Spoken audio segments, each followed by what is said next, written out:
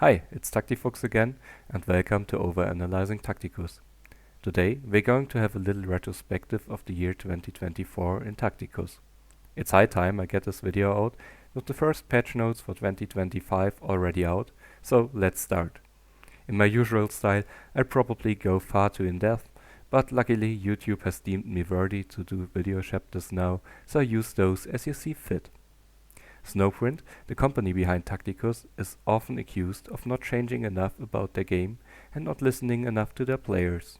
And there are long-standing requests on the Discord with thousands of answers that haven't been heard yet, or yet to the satisfaction of the crowd at least. But is Tacticus really as stagnant as some make it out to be? Let's have a look at the changelogs from last year. Don't be fooled though. The Discord is the best place to get your infos and codes fast and to discuss the game, and there's a lot of great people on there and a lot of positivity found, so if you haven't joined the official Discord of the game yet, you can do so by following the link in the description. I go over the changes from last year divided by game modes and rate them by looking at whether they kept players hooked, how much they looked at player feedback, and how much Snowprint tried to help new players getting into the game. My scale is from 1 to 5, where 1 means they actually worsened the mode, 2 keeping it as is, 3 is moderate changes but nothing major. I'll award 4 out of 5 for well thought out changes that listened to complaints, and reserve 5 for the changes that knocked it out of the park. I try to go over it in broad strokes and give an overview about last year's happenings. No bug fixes or changes to descriptions of abilities will be included, as you'd expect those anyways. I'll also leave out special events that brought no new game modes, like the anniversary event. I'll make a separate video for character releases and new game modes each, to keep the videos viewer friendly. So, let's start with guild raids.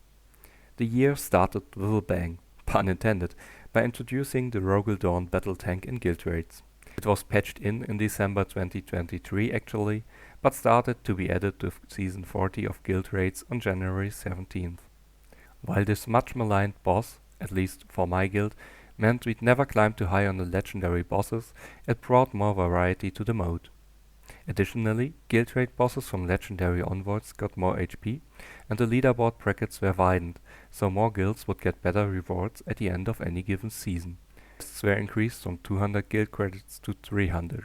Snowprint tried to rein in the advantage for top-level guilds by increasing rewards for end-of-season grades for lower-level guilds, and so to say flattening the curve.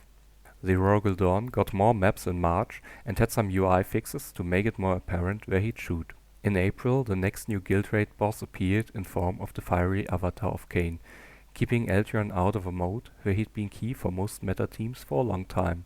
There were also some changes to the damage reduction of side bosses. The avatar sparked plenty of discussion, and from June 19th on got some new, more player-friendly maps and an additional healing tile on the old ones. Later, on the 23rd of June, the avatar got his health reduced and the active ability of his defenders was weakened. That update also made Mortarion harder by making him deal double damage to summons. The final addition to the mode was Magnus the Red from September 25th onwards, his skill set being a direct reaction to the overwhelming mechanical team. Since it's closely related, I'll also quickly mention the swapping out of Morgan Ra and Jane Zar from the guild shop from March 23rd onwards, as well as later rotations of On-Shi, Shadow Sun and Ragnar. Let's be real, I'm not a huge expert at guild raids and can only speak from a subjective feeling. Adding 3 more bosses is nice, and with the imminent release of Belisarius' Call, we can see that they try to keep the mode fresh. Helping lower level guilds was also a great idea, and they changed some stuff around listening to the fans. I give this year of guild raids a 4.5 out of 5 angry tanks and invite the more competitively oriented to discuss with me in the comments. Campaigns. After starting to introduce the Same Hunt campaign in 2023, Snowprint ended January with the first 2 parts of the Same Hunt Mirror campaign, which was further expanded to part 3 and 4 on March 6th and completed on April 4th. The Same Hunt Elite campaign part 1 to 3 was released on the 14th of May and finished with part 4 and 5 on June 19th. Mirror Elite 1 and 2 started being released on July 23rd and then continued with part 3 on the 22nd of August and Part 4 on the 30th of September. It was then finished November 5th. One of the biggest changes happened in the end of September when Snowprint replaced the previous charge system for campaign rewards with the new pity system. This meant in theory that rewards got slightly better, but could lead to lucky and unlucky streaks, which meant it felt worse for some players. To make the system feel better, from November 5th on, even fighting one battle without a reward meant boosted chances. Reward chances were slightly decreased to reflect this, but still resulted in better effective probabilities than before the changes. The last change came in December, when the timed missions after first beating a boss were changed to 7 days. Not gonna lie here, in my opinion, especially for newer players, campaigns are the beating heart of the game, and the story therein helps to relate with the game and immerse yourself more. Many a plea to have the story parts repeatable haven't been heard, and a single campaign, as well as 2 elite campaigns, have been released through the whole year. Couple this with the limited amount of nodes and the constant pressure of cramming new factions and resources into them, and I'm not too happy. The pity system didn't feel great at first, but having become accustomed to it, I'm very neutral towards it. The timed mission change was great though. Snowprint didn't do nothing, but I would have expected more campaigns to be sure. I give this one 2 out of 5 stars. From all that we've seen from the recently revealed campaign replacement, I'm cautiously optimistic that this segment's rating will be a lot better next year. Arena.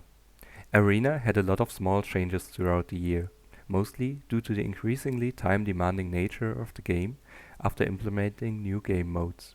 To reflect this, Arena had its token number increased and its token regeneration decreased when Guild War came out on March 6th. Starting with July 29th, with the introduction of the incursion mode, the token regeneration was further slowed and the capacity decreased to 15 again.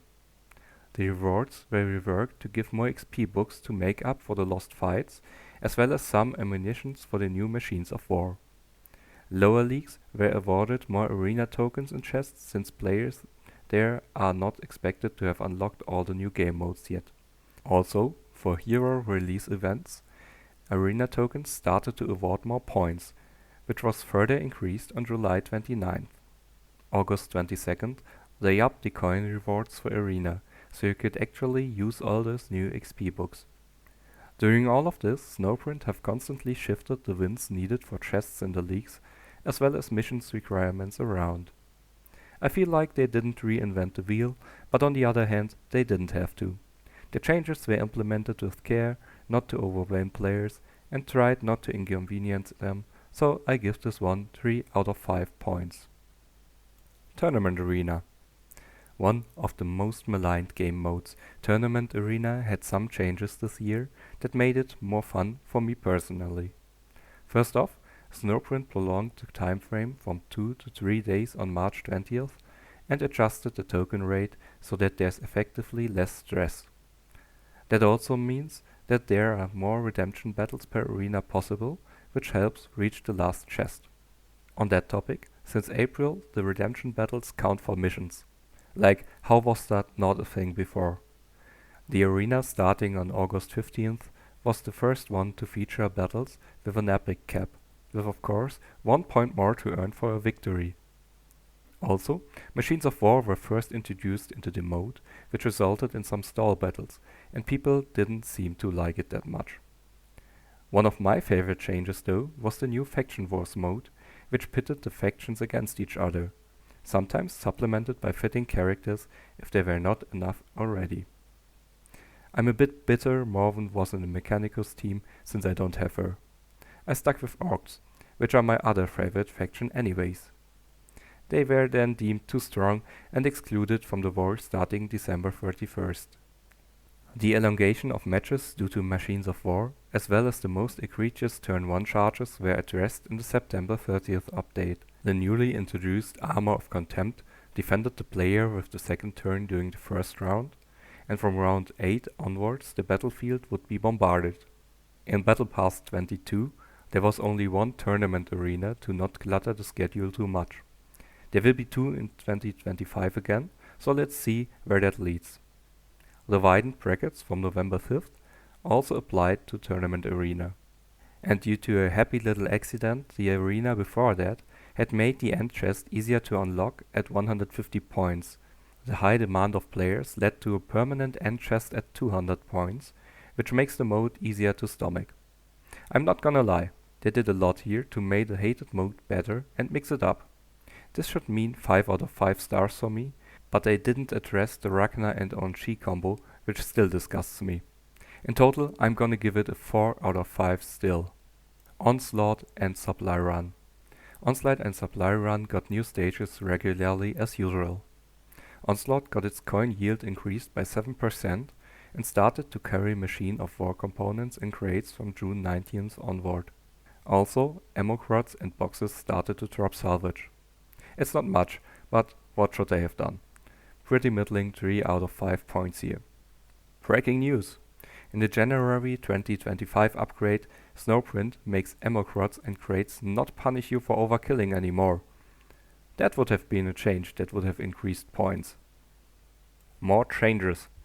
On March 6th, the Diamond Rank 3 was introduced, and with it, new craftable upgrades for which you could buy stuff in the Guild War shop and Guild shop. The same update also made Scarabs glow green when they hadn't activated their active yet. The new damage type eviscerating helped many a chainsaw-wielding maniac from May 14th on, and July brought especially newer players happiness by giving out Salvage Run and Onslaught tickets for level ups instead of tickets and coins. The plea to have them sent to your mail still hasn't been heard yet though. Mission level crates coin content was more than doubled. August 22nd introduced a starter battle pass giving out rivers and if you paid for it Mesa, a nice head start for new players. November 5th reduced the price for crafting, but I still feel that it's way too high. From December on, all quests allow Ultramarines to help players with small rosters. The same update changed donation rewards in guilds from coins to guild credits, a long-awaited change many players including me loved. In December, with Quick Smash and Training Rush, a source for blessed requisitions was introduced and offered other rewards as well for doing what you do anyways. Although the squicks seem to have annoyed especially newer players and Training Rush made some players feel they need to go out of their way to max it out, which hampered their progress otherwise. In general, the introduction of the Snowprint ID allowed switching from Apple to Samsung and Android, which is a nice quality of life update, and the Tacticus store makes it possible to buy in-game things directly for a small Blackstone kickback. I'm not going to rate the smaller changes individually, but I certainly appreciate how they mostly help new players to catch up a little. What changes would you have hoped for? Which ones do you like? Tell me in the comments. My favorite one from those must be the extension of timed missions. It's so simple yet brilliant. Tune in next time to hear my thoughts on character reworks and releases. Until then, I'd love it if you would subscribe to my channel, and if you haven't used a friend code yet, you can use mine, bet60ado, to support my content. You'll also get 100 Blackstone out of it. Have a nice day, and you'll hear from me soon.